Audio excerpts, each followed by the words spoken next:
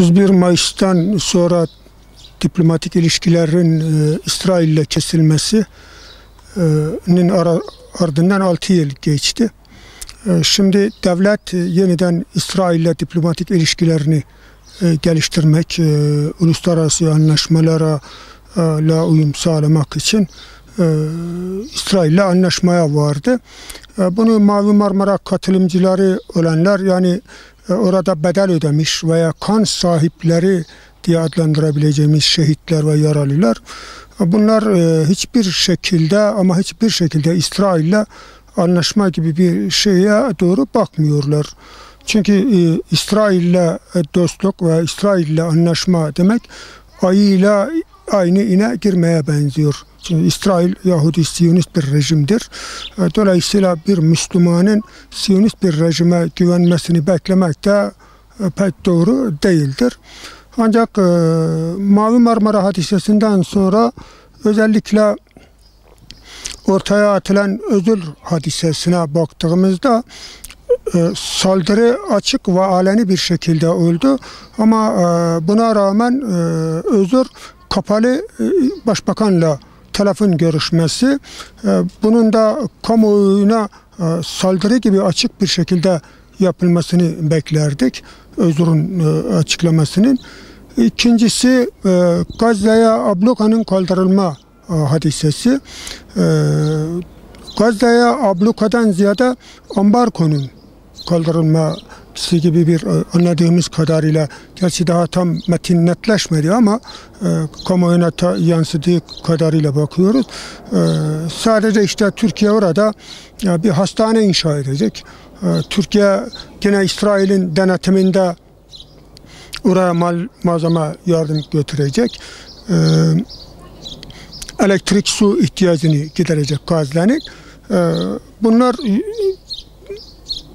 basına yansıdığı kadarıyla öğrendiğimiz şeylerdirler. Şimdi bütün mesele İsrail'le iyi bir diyalog, iyi bir ilişki kurmakla bitmiyordur. Bilindiği gibi İsrail orada bir işgal rejimidir. Filistinlileri her gün katlediyor. Oradaki insanlara adeta bir cezaevi, açık cezaevi ne andırır bir şekilde hapsetmiştir, kuşatmıştır. Etraflarına kalın duvarlar çekiyordur. Oradaki Müslümanların birbirleriyle ilişkilerini, iletişimlerini kesmek için Müslüman halkların beklentilerini karşılamayan, sadece devletler arası ilişkilerle yapılacak olan bir antlaşma, takdir edersiniz ki Müslümanları pek tatmin etmiyordur.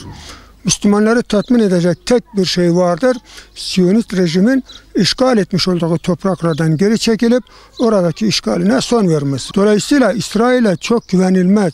İsrail bu anda gerçekten Türkiye'nin 6 yıldır uygulamış olduğu, kesmiş olduğu diplomasiden dolayı bu anda İsrail Türkiye'ye çok muhtaç. Ve dolayısıyla Türkiye üzerinden enerjisini de Avrupa'ya satma peşindedir.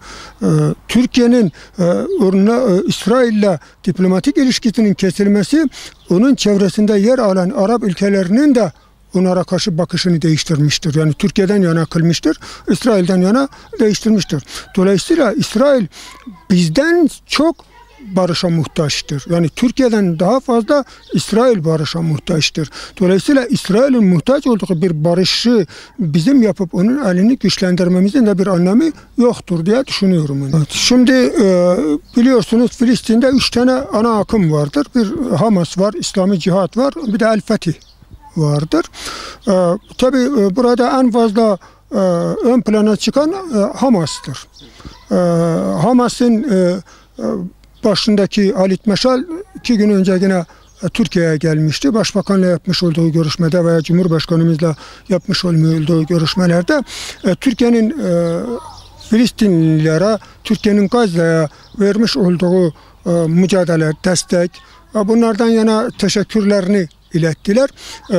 Aslında İsrail'le Türkiye'nin yapacağı antlaşma Türkiye'dekilerden ziyade Hamas'ı ne kadar memnun ediyor. Çünkü Filistinlilerin soy sahibi Hamas. Eğer Hamas yapılan anlaşmadan gelinen noktadan memnunsa, O zaman bizim gibi diğer ülkelerdeki Müslümanların söyledikleri pek fazla bir şey ifade etmez. Çünkü ana muhatap onlardırlar. Onların söylediklerini almamız lazım. Bu anda eğer onlar konunun muhatapları konuşmayacaksa dışarıdakilerin konuşmaları çok bir şey ifade etmez.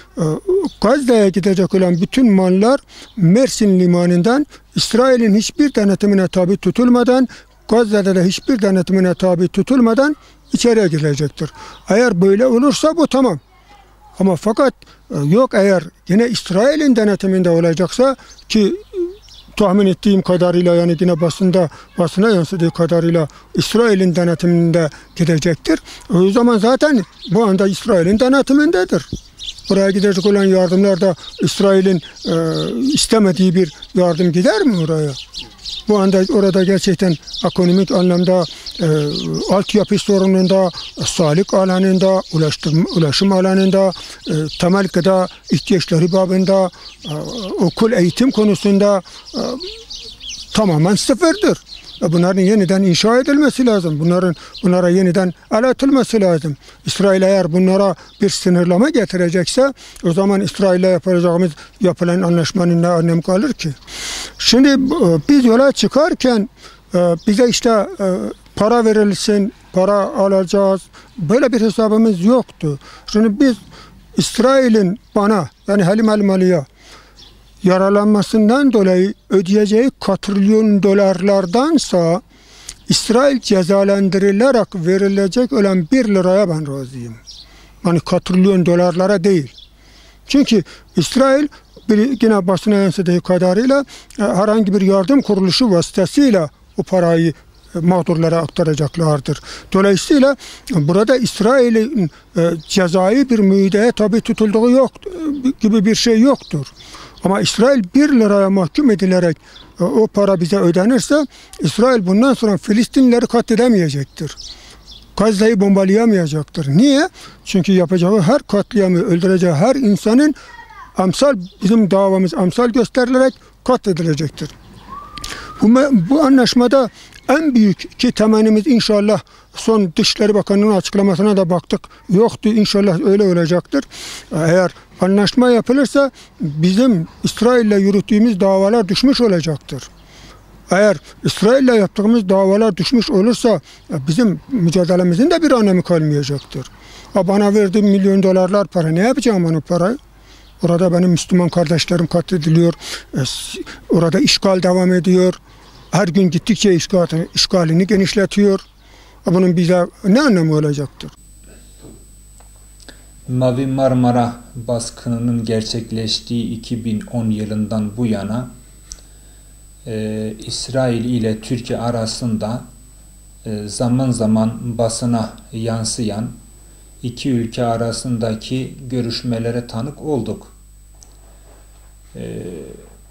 Nitekim hemen baskından sonra Türkiye'nin tavrı iki ülke arasındaki ilişkilerin dondurulması ne kadar gitmişti.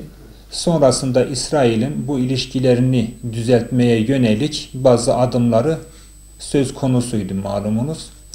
Fakat Türkiye'nin bunda ısrarcı bir şekilde 3 şartı öne sürmesi bir nebze de olsa İsrail'in önünde bir etkendi, olumsuz bir etkendi. Nitekim bunun ilk şartı özür olmuştu ve baskından bir süre sonra İsrail basın medya önünde olmasa da kapalı kapılar ardında bir telefonla özür dilediğini beyan etmişti. Fakat iki ülke arası ilişkilerin düzeltilmesi gerekiyordu. Bu meyanda da malumunuz belli periyotlarla farklı yerlerde, gerek İsviçre'de olsun gerek farklı yerlerde olsun, iki ülke arasındaki heyetlerin konuyla alakalı bir araya geldikleri, zaman zaman bazı görüşmelere de bulundukları söz konusudur. Ve nitekim gelinen son nokta da birkaç gündür basına yansıdığı kadarıyla Türkiye ile İsrail'in bu konuda belli bir mutabakata vardıkları ki nitekim Başbakanın da bu yönde bir basın açıklaması olmuştu. Ve şu ana kadar yapılan antlaşmalara veya Türkiye ile gerek olsun, gerek bölgede diğer devletlerle olsun İsrail'in yapmış olduğu anlaşmalara sadık kaldığı pek görülmemişti. Yani bu hususta da ilgili mütabakata da ileriki dönemlerde, ileriki tarihlerde sadık kalıp kalmayacağı da çok meçhul bir durumdur. Dolayısıyla buna çok dikkat edilmesi lazım. Bu hususta gerçekten Filistin davasının sahiplenilmesi gerektiğini düşünüyorum. Dolayısıyla bunun ilgili antlaşmanın başka tarafları yoktur. Bunun taraflarından birisi Türkiye'de. Türkiye ile yapıyor. Ambargonun yumuşatılması hususu Türkiye için geçerli olacak. Diğer ülkelerden yana herhangi bir yumuşamanı veyahut bu konuda İsrail'in bir ödün verebileceğini sanmıyorum.